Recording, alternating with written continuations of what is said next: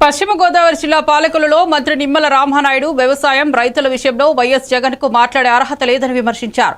అబద్దాలు అసత్యాలు ప్రచారం చేయడం వల్ల గత ఎన్నికల్లో ప్రజలు జగన్ ను 11 సీట్లకే పరిమితం చేశారని గుర్తు చేశారు. రాష్ట్రంలో తాత్కాలిక యూరియా కొరతను రాజకీయ ప్రయోజనంగా వాడుకున్నారని ఆయన మండిపడ్డారు. తెలియజేసుకుంటూ అధికారంలో ఉన్నటువంటి 5 ఏళ్లు కూడా పరదాలం మాటున బ్యారికేడ్ల చోటున హెలికాప్టర్లో ఆకాశంలో తిరిగినటువంటి వ్యక్తి ఈ రోజు రైతు గురించి వ్యవసాయం గురించి జగన్మోహన్ రెడ్డి మాట్లాడడం ఏదైతే ఆయన 5 ఏళ్లలో ఆ రోజు మనం చూసాం.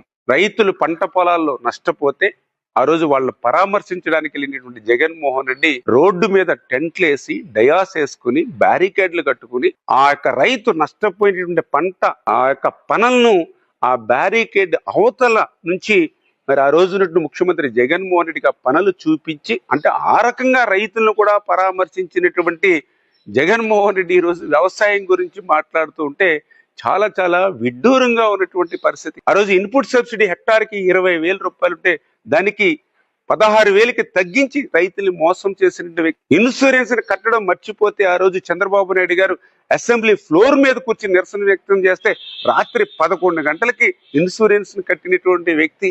ఆ రోజు వ్యవసాయ యాంత్రీకరణ ఆఖరికి బరక ముక్క కూడా 5 సంవత్సరాల్లో సబ్సిడీతో ఇవ్వనటువంటి వ్యక్తి.